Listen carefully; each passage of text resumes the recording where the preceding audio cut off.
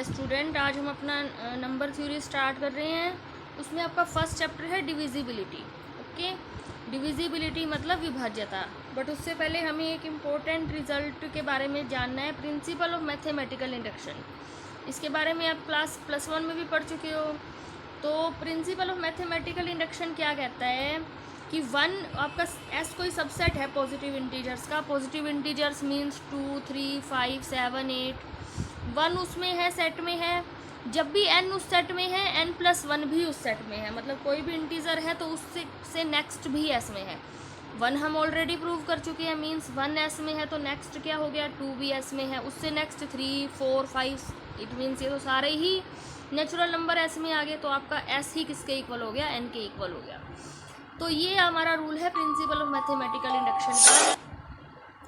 हम किसी भी एक्सप्रेशन को हम Pn मान लेंगे, किसी भी स्टेटमेंट को n=1 के लिए हम उसे ट्रू प्रूव करेंगे, n के लिए ट्रू मान लेंगे, या किसी भी पॉजिटिव इंटीजर k या m के लिए, और k+1 और m या m+1 के लिए अगर वो ट्रू प्रूव हो जाती है, then the statement is true for all natural numbers n। Okay, अब है divisibility. An integer a is said to divide another integer b if there exists another integer c such that b equal to a into c। Okay, हम कहेंगे a कोई positive integer है, a not equal to 0 होना चाहिए। a b को कब divide करेगा, जब आप b को लिख सकते हो a इंटू सी। जैसे हम ये कहते हैं कि 4 डिवाइड 8, 4 8 को डिवाइड करता है, मतलब हम 8 को लिख सकते हैं 4 इंटू 2। अब हम ये नहीं कहते कि 4 9 को डिवाइड करते हैं, क्योंकि 9 को हम 4 इंटू सम इंटीजर नहीं लिख सकते। तो b को अगर हम a इंटू सी लिख पा रहे हैं, मीन्स a किसको डिवाइड कर रहा है, b को, अदरवाइज a b को डिवाइड नहीं करता।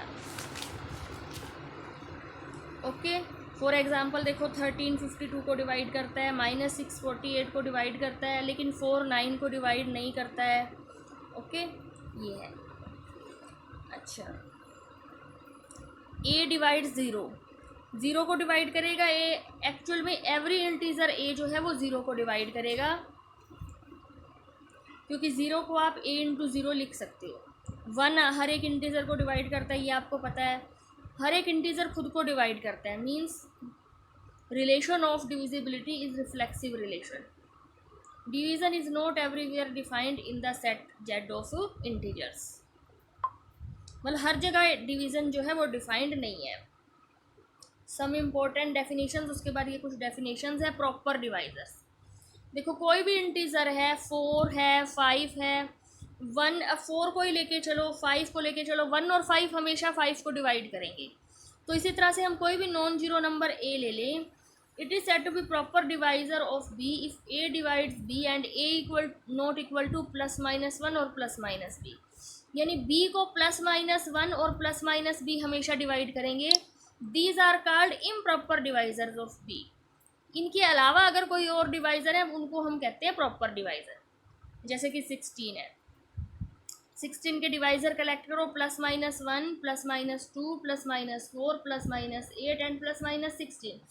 उसमें से देखो, इसने +-1 और +-16 को एक्सक्लूड कर दिया, क्योंकि ये इसके इम्प्रॉपर डिवाइजर हैं, ये प्रॉपर में नहीं आएंगे। उनके अलावा वो तो ऑटोमेटिकली डिवाइड करेंगे ही करेंगे। उनके अलावा अगर कोई और डिवाइजर है तो वो आपके होंगे प्रॉपर डिवाइजर्स। ठीक है, इम्प्रॉपर डिवाइजर मतलब कोई भी नॉन जीरो नंबर b है तो इम्प्रॉपर, मैंने आपको पहले ही बता दिया। तो +-1 और +-b वो इम्प्रॉपर है। जैसे 16 के improper divisor +-1 and +-16। Even number का आपको पता ही है, कोई भी नंबर जो 2 का डिविजिबल है उसको हम इवन नंबर कहते हैं। इसको हम 2 के लिख सकते हैं, 0, 2, 4, 6, 8, these are all even numbers. Odd number जो 2 के मल्टीपल नहीं है, जिनको 2 डिवाइड नहीं करता, 1, 3, 5, 7, इनको हम 2 के +1 की फॉर्म में लिख सकते हैं। Even and odd numbers are conjunctive numbers. For example 2 and 3 are conjunctive, 2 even है, 3 ओड है। मतलब कोई भी दो कंजक्टिव नंबर्स होंगे, उनमें से दोनों इवन भी नहीं होंगे कभी भी, और दोनों ओड भी नहीं होंगे। दोनों में से एक हमेशा इवन होगा और एक ओड होगा। नेक्स्ट है प्रोडक्ट ऑफ 2। अब थ्योरम है ये आपकी, product of 2 even numbers is also even number. अगर आप 2 इवन नंबर्स लेके चलते हो तो उनकी प्रोडक्ट भी एक इवन नंबर ही आएगी। तो ए और बी हमने दो इवन नंबर्स लिए। अब ए क्योंकि इवन है, you can write a equal to 2k1, b is also even, you can write b equal to 2k2 where k1 and k2 are some integers. अब अगर आप इनकी प्रोडक्ट करते हो A B 2k1 into 2k2, 2 common ले सकते हो आप इसमें से, इस इन तीनों की प्रोडक्ट को k मान लिया। देखो तीनों इंटीजर्स हैं तो प्रोडक्ट भी एक इंटीजर ही आएगा, तो इस प्रोडक्ट को हमने क्या मान लिया, k। तो ए बी की जो प्रोडक्ट है वो भी देखो 2 का मल्टीपल आ रही है, you can say a b is also an even number. Okay, product of two odd numbers, कोई भी दो ऑड नंबर्स हो गए उनका प्रोडक्ट ऑड नंबर आएगा। जैसे 3 इंटू 5 15, 7 इंटू 9 63, 11 इंटू 13 143। ओके, तो कोई भी दो ऑड नंबर्स होंगे उनका प्रोडक्ट हमेशा ऑड नंबर आएगा। तो ए और बी हमने कोई भी दो ऑड नंबर ले लिए, तो ए को आप लिख सकते हो 2m+1, बी को आप लिख सकते हो 2n+1 where m and n are some integers. इनकी प्रोडक्ट करो a into b, it is 4mn + 2m + 2n+1। देखो इन तीनों में से 2 कॉमन आ रहा है, ये भी एक इंटीजर है, देखो ये चीज़ एक इंटीजर, ये भी integer, it is also integer, ये तो इंटीजर को ऐड करें मल्टीप्लाई करें, result is also an integer, तो इस इंटीजर को हमने के मान लिया। So a b is equal to your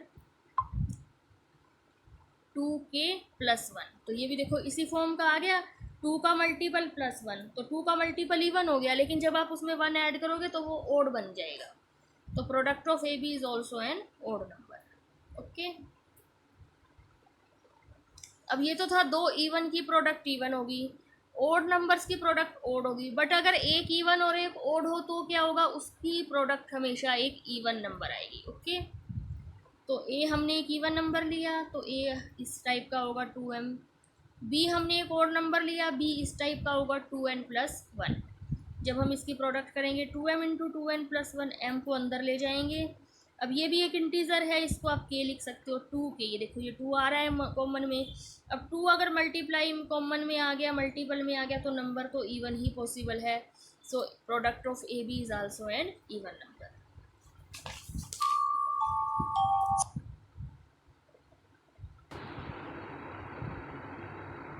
next है देखो कुछ थ्योरम्स एंड डिविजिबिलिटी पे ऊपर। If a is a divisor of b, अगर ए बी का डिवाइज़र है and b is a divisor of c, और बी सी का डिवाइज़र है, तो ए किसको डिवाइड करेगा, ए सी को डिवाइड करेगा। ओके, अब देखो ए बी को डिवाइड कर रहे हैं, तो बाय डेफिनेशन ऑफ डिविजिबिलिटी आपने पढ़ा है, एक इंटीजर k1 एग्जिस्ट करेगा कि बी को आप लिख सकते हो k1 इंटू ए। ओके, अब ये भी दिया हुआ है बी सी को डिवाइड कर रहे हैं, तो एक इंटीजर दूसरा इंटीजर k2 एग्जिस्ट करेगा कि सी को आप लिख सकते हो k2 इंटू बी। यहाँ पर आप बी की वैल्यू जो यहाँ से इक्वेशन 1 में से यहाँ पुट करो, k2 इंटू k1a, ये k2 k1 इंटू ए। अब इससे साफ साफ पता लग रहा है ये तो एक इंटीजर है कि ए सी को डिवाइड कर रहा है, क्योंकि सी ए का मल्टीपल आ गया, इट मीन्स ए किसको डिवाइड कर रहा है, सी को। जैसे कि 2 4 को डिवाइड कर रहा है, 4 8 को डिवाइड कर रहा है, 2 ऑटोमेटिकली 8 को डिवाइड करेगा। Transitivity, relation is transitive. Next theorem है आपकी, अगर ए बी को डिवाइड कर रहे हैं और बी ए को डिवाइड कर रहे हैं, तो दोनों न्यूमेरिकली इक्वल होंगे, सिर्फ साइन का फ़र्क हो सकता है प्लस माइनस, अदरवाइज छोटे बड़े नहीं हो सकते। अगर दोनों एक दूसरे को डिवाइड कर रहे हैं, दो नंबर अगर एक दूसरे को डिवाइड कर रहे हैं, तो न्यूमेरिकल वैल्यू उनकी सेम आनी चाहिए। अब ए बी को डिवाइड कर रहा है तो एक इंटीजर k1 एग्जिस्ट करेगा कि बी को आप लिख सकते हो k1 इंटू ए। इसी तरह बी ए को डिवाइड कर रहा है तो एक इंटीजर k2 एग्जिस्ट करेगा कि ए को आप लिख सकते हो k2 इंटू बी। तो यहाँ फिर से आप जो है b इक्वल टू ये a की जो वैल्यू है ये इसने यहाँ सब्सटीट्यूट की है k1 k2 b।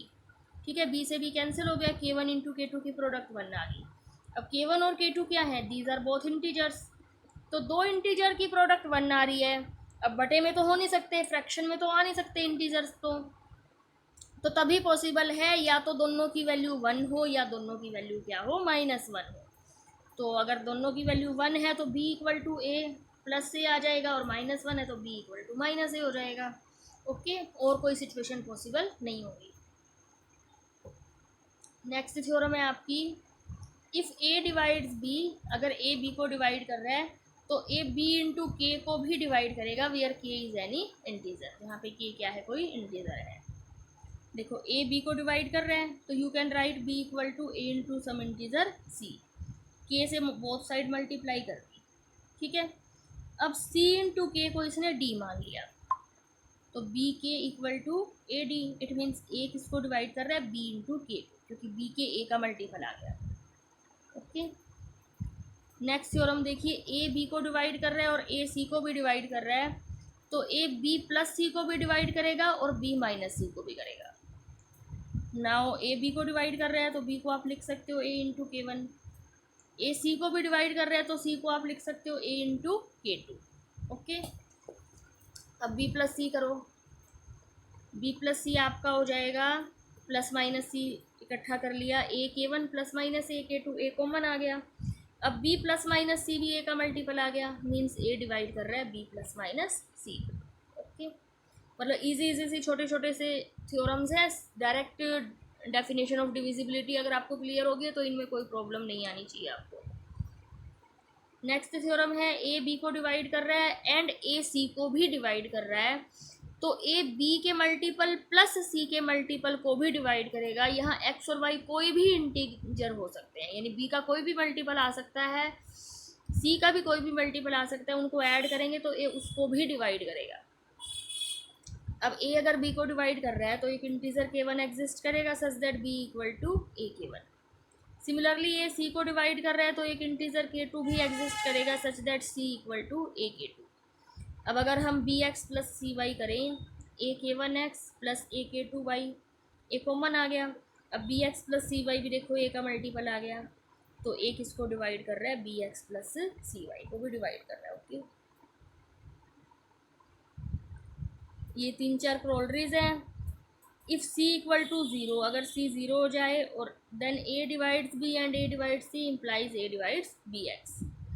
अगर एक्स और वाई दोनों वन है तो ए बी प्लस सी को भी डिवाइड करेगा, बी माइनस सी को भी डिवाइड करेगा, और अगर ए बहुत सारे नंबर्स को डिवाइड कर रहा है तो उनके मल्टीपल्स को ऐड करके जो नंबर्स आएंगे उनको भी ए डिवाइड करेगा।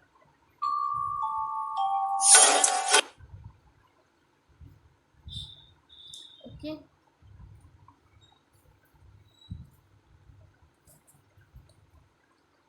नेक्स्ट देखिए theorem 6, if a divides b and b is not equal to zero then modulus a is less than equal to modulus b. Okay, अगर ए बी को डिवाइड कर रहा है और बी नॉन ज़ीरो है तो ए का मॉड्यूलस बी के मॉड्यूलस से लेस होगा या इक्वल होगा। Since A divide B, A B को डिवाइड कर रहा है तो वही बात आ गई, एक इंटीजर के एग्जिस्ट करेगा such that B equal to A into K. Okay, अब बी हमें नॉन जीरो गिवन है, this implies K is also non zero. अगर बी नॉन जीरो है तो के जो मल्टीपल आएगा वो भी कैसा आएगा, नॉन जीरो आएगा, क्योंकि ए तो ऑलरेडी हमारा नॉन जीरो होता है जिससे हम डिवाइड कर रहे हैं, तो के अगर जीरो आ गया तो बी आपका जीरो बन जाएगा, ए इंटू ज़ीरो। तो मॉड्यूलस ले लिया both sides, mod b equal to mod of a k, इसको आप लिख सकते हो mod of a into mod of k. अब देखो इससे क्या प्रूव हो गया, के तो आपका नॉन जीरो है, ठीक है, दिस इम्प्लाइज जो के का मॉड्यूलस है वो वन से बड़ा आएगा या इक्वल आएगा, क्योंकि के नॉन जीरो है और इंटीजर है, नेगेटिव होगा या पॉजिटिव होगा, लेकिन मॉड्यूलस क्या हो जाएगा, पॉजिटिव हो जाएगा, वन से बड़ा हो जाएगा। यानी ये चीज़ वन से बड़ी है, पॉजिटिव, सॉरी ये चीज़ वन से बड़ी है आपकी, ये भी पॉजिटिव है, और ये इन दोनों की प्रोडक्ट के इक्वल है, तो ऑटोमेटिकली ये इससे क्या आएगी, बड़ी आएगी। तो modulus b is greater than equal to modulus a, या फिर modulus a is less than equal to modulus of b. Okay,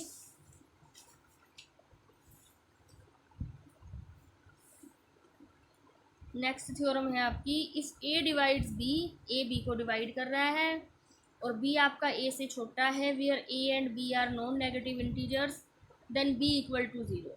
अगर ए बी को डिवाइड कर रहा है और बी ए से छोटा है, बी इज़ लेस देन ए, ठीक है, और जबकि ए और बी दोनों नॉन नेगेटिव हैं, पॉजिटिव भी है, और ए अपने से छोटे नंबर को डिवाइड कर रहा है, तो ए की पॉसिबिलिटी बचती है कि बी ज़ीरो होना चाहिए। कोई भी बड़ा नंबर अपने से छोटे नंबर को डिवाइड नहीं कर सकता, यानी कि 4 कभी भी 2 को डिवाइड नहीं कर सकता, 8 कभी भी 4 को डिवाइड नहीं कर सकता। तो ए बी को डिवाइड कर रहे हैं तो एक इंटीजर के एग्जिस्ट करेगा such that B equal to A into K. अब ये भी गिवन है हमें, ए और बी नॉन नेगेटिव है, तो के भी कैसा होना चाहिए, नॉन नेगेटिव होना चाहिए। अगर के हमारा नेगेटिव आ गया तो ये बी भी नेगेटिव बन जाएगा आपका। A not equal to zero है। If possible suppose B is not equal to zero, अगर हम ये मान लें कि बी भी नॉन ज़ीरो है तो के भी आपका कैसा होना चाहिए, नॉन ज़ीरो। के नॉन ज़ीरो है, पॉजिटिव है, तो के की वैल्यू वन से बड़ी होगी या वन के इक्वल होगी। तो आप अपने आप क्लियरली इस पे माइंड थोड़ा सा ध्यान लगाओ। के वन से बड़ा है और ए पॉजिटिव नंबर है, तो बी इन दोनों की प्रोडक्ट है। बी तो इस ए को इससे प्रोडक्ट करके आ रहा है, मतलब बी तो ए का कुछ मल्टीपल है, तो ए से छोटा कैसे हो सकता है, बी तो ए से बड़ा होगा या ए के इक्वल होगा। बट गिवन है हमें बी लेस देन ए है, तो पॉसिबल नहीं है ना, ये कॉन्ट्राडिक्शन आ गई। तो theorem is true only if B equal to zero. B equal to zero के केस में ही थ्योरम ट्रू है, अदरवाइज ये थ्योरम आपकी ट्रू नहीं हो सकती। नेक्स्ट ये इंपॉर्टेंट रिजल्ट है, ये आपका आगे यूज़ भी होता है, क्वेश्चंस में भी यूज़ होता है।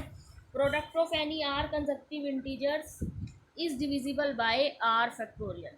कोई भी आर कंसेक्टिव इंटीजर्स होंगे, फॉर एग्जांपल हमें कोई भी 9 कंसेक्टिव इंटीजर्स लेने हैं, वो 4 5 6 7 8 9 10 11 12, ये 9 कंसेक्टिव का मतलब है लगातार इंटीजर्स। तो आर इंटीजर्स अगर लगातार हैं, उनकी जो प्रोडक्ट होगी वो आर फैक्टोरियल से हमेशा डिविजिबल होगी। ओके, तो यहाँ पर इसने ये देखो, ये N consecutive integers, sorry P N मान लिया इसने, N first, N plus one second, N plus R minus one, ये आपके आर कंसेक्टिव इंटीजर्स की प्रोडक्ट है। हम इस रिजल्ट को प्रिंसिपल ऑफ मैथमेटिकल इंडक्शन से प्रूव करेंगे। ओके, तो आर इक्वल टू वन मतलब एक ही इंटीजर होगा, वो हमेशा वन के फैक्टोरियल से डिविजिबल होगा। So the our theorem is true for R equal to one. अब हम एज्यूम कर लेते हैं पी एम आई में हम की प्रोडक्ट जो है आपकी R minus one consecutive integers की प्रोडक्ट आर माइनस वन के फैक्टोरियल से डिविजिबल है। यही होता है हमारा principle of mathematical induction for every N. Changing N to N plus one, N को एन प्लस वन में अगर हम कन्वर्ट करें तो क्या होगा, P N plus one equal to N plus one, N plus two और एन प्लस आर तक आ जाएगा। एन प्लस आर से पिछला इंटीजर क्या आएगा, N plus R minus one. दोनों साइड एन से प्रोडक्ट कर दी। अब ये देखो, ये एन से लेकर एन माइनस आर तक, इसको आप लिख सकते हो P N N plus R. जैसे ये पी एन को ये लिख रहा है ना, तो इसको आप लिख सकते हो P N N plus R. ठीक है, क्योंकि ये तो आपका पी एन हो गया यहाँ तक तो, और ये क्या बच गया साथ में, एन प्लस आर। एन की इससे मल्टीप्लाई कर दी, आर की इससे मल्टीप्लाई कर दी, एन पी एन को ये लेफ्ट साइड में ले गया, एन कॉमन लेके डिवाइड में चला गया, आर इंटू पी एन। ठीक है, अब फिर से पी एन की वैल्यू पुट कर दी इसने, N N plus one, N plus two, N plus R minus one. तो यहाँ पे क्या होगा, देखो ये एन से एन कट जाएगा, ये बचेगा आपके पास।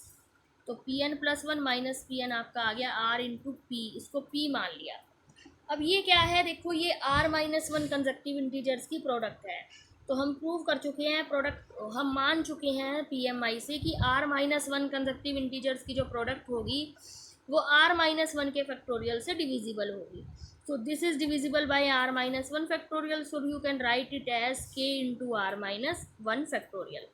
पी को आप लिख सकते हो k into r minus one factorial, p की वैल्यू पुट कर दी। अब r into r minus one factorial क्या बन जाएगा आपका, आर फैक्टोरियल। इससे क्या प्रूव हो गया कि आर फैक्टोरियल इस पूरे नंबर को डिवाइड कर रहा है, ये जो भी नंबर है फॉर ऑल एन। ओके, यानी एन को हम वन पुट करें, R factorial P two minus P one को डिवाइड कर रहा है। पी वन क्या है, वन से लेकर आर तक, जो इसने पी एन को माना है उसके अकॉर्डिंग पी वन क्या आएगा, वन टू आर तक नंबर्स आ जाएंगे। R factorial which is divisible by R factorial, तो पी वन भी आर के फैक्टोरियल से डिविजिबल है। अभी अभी हमने थ्योरम प्रूव की है, एक नंबर अगर दो नंबर्स को डिवाइड कर रहे हैं तो उनकी एडिशन को भी डिवाइड करेगा। Means P two minus P one को भी कर रहा है, पी वन को भी, तो इनकी एडिशन को भी, एडिशन में कट के क्या आ जाएगा, पी टू। सिमिलरली हम आगे प्रूव कर देंगे, पी थ्री को डिवाइड कर रहा है, पी टू को, पी फोर को। So r factorial divides p three, तो इसी को जनरलाइज करके r factorial divides p n for all n. We can say that r factorial सभी एन के लिए पी एन को क्या करेगा, डिवाइड करेगा। नेक्स्ट है आपकी prove that N C R is an integer. देखो एन सी आर को हम क्या लिखते हैं, N factorial upon R factorial into N minus R factorial. ठीक है, एन फैक्टोरियल आपका क्या हो जाएगा, N N minus one, N minus two, N minus R plus one, up to N minus R factorial. आगे हमने एक्सपेंड नहीं किया, जैसे 10 फैक्टोरियल को 10, 9, 8, 7 फैक्टोरियल। इसी तरह इसको हमने यहाँ तक एक्सपेंड कर दिया, ये कैंसिल हो जाएगा, ये आ जाएगा। अब ये देखो, ये आर कंसेक्टिव इंटीजर्स की प्रोडक्ट है, मतलब किससे डिविजिबल है, ये आर फैक्टोरियल से। तो इस चीज़ को जब आप इससे डिवाइड करोगे, ये इससे पूरी तरह डिवाइड हो रही है, यानी कि कोशेंट क्या आना चाहिए, कुछ इंटीजर आना चाहिए। तो आप कह सकते हो एन सी आर क्या है, एक इंटीजर है। ये एन सी आर की वैल्यू चल रही है आपकी, ये एक इंटीजर आ गया, means N C R is an integer for every N and R. Okay student, तो मैं आपको एक दो एग्जांपल करा देती हूँ, बाकी सभी एग्जांपल्स जो हैं वो आप ट्राई कर सकते हो। ऑलमोस्ट सभी में पीएमआई का ही यूज़ होना है, जो भी डिफरेंट एग्जांपल्स होंगे फिर वो हम कर लेंगे।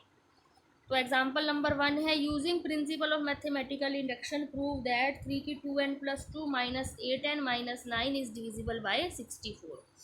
तो ये इस तरह के क्वेश्चंस आप +1 क्लास में प्रिंसिपल ऑफ मैथमेटिकल इंडक्शन वाले चैप्टर में करके आए हो। इस स्टेटमेंट को हम Pn मान लेंगे। हमें प्रूव करना है n कुछ भी हो जाए, कोई भी पॉजिटिव, कोई भी नेचुरल नंबर आ जाए, कोई भी पॉजिटिव इंटीजर आ जाए, ये जो रिजल्ट आएगा इसमें पुट करने के बाद वो हमेशा 64 से डिविजिबल होगा। तो हम सबसे पहले n = 1 के लिए लेके चलते हैं, n को 1 पुट करते हैं। 3 की 2 × 1 2 + 2 4 हो गया, -8 - 9। 3 की 4 81 - 17 64 हो गया, ये 64 से डिविजिबल है। तो our result is true for n = 1। Okay, फिर हम क्या करते हैं, हम n के लिए n = n के लिए रिजल्ट को ट्रू मान लेते हैं, यानी कि Pn जो है वो हमारा 64 से डिविजिबल है। तो आप इसको लिख सकते हो 64 × k where k is an integer. अब हम Pn + 1 को ट्रू प्रूव करेंगे। Pn + 1 मतलब यहाँ हमने n की जगह क्या ले लिया, n + 1 ले लिया, ये आ गया आपका। इसको आप थोड़ा सा इस तरह से खोल के लिख सकते हो, ठीक है। -8n - 8 और 9 17। ये 3 की 2n + 1